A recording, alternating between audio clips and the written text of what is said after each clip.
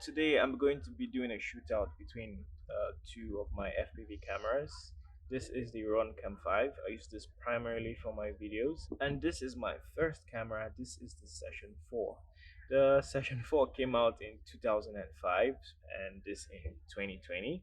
Even though it's an older GoPro, let's see if the image quality is good enough to compete with the RunCam 5.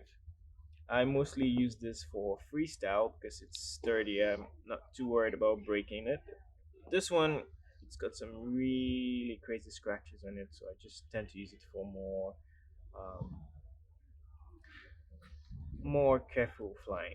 So I'm going to strap both of them to my drone and see where that takes us. First things first, I gotta make sure they are on the same settings and ATP 60 frames. RunCam, on the other hand, doesn't have a screen, so you have to use your phone to change the settings with a QR code. So 1080p 60 frames. That's it. Going to apply this QR code to the camera, and we're good. Alright, we are looking good. My drone is definitely not gonna like this. This is pretty heavy. That's a lot of weight. The GoPro weighs about 70 grams and the RunCam about 50 grams. So that's 110 grams. That's like 120 actually. But this still, it's way lighter than the Hero 10 unless you've got the Hero 10 bones, which is, well, good. The thing is, with cameras like the Hero 10 and the Insta-1 RS, these old cameras that humble little people like me have, how well do they perform? What can you get from it? But let's find out. We are good to go. And as usual, I'm going to the beautiful church way over there. Alright, catch you back in a bit.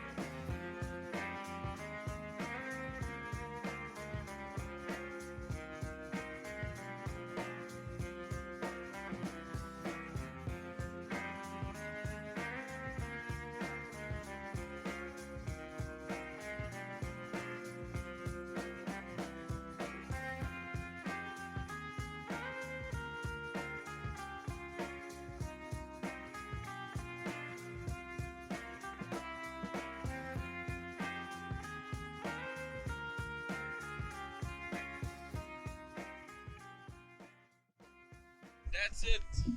Man, this flight was. I could hear the drone screaming. This gives me an idea, yeah? Like, what's the max weight this drone can carry? So, years ago, I did it with my Phantom 4. I knew that the best amount of weight for you to attach to a Phantom 4 should not be more than 900 grams.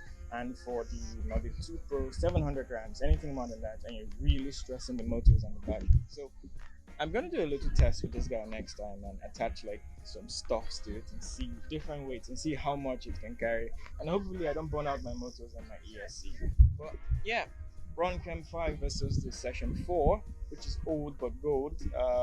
we're going to see how the image quality holds up. They're both on 1080p 60 frames.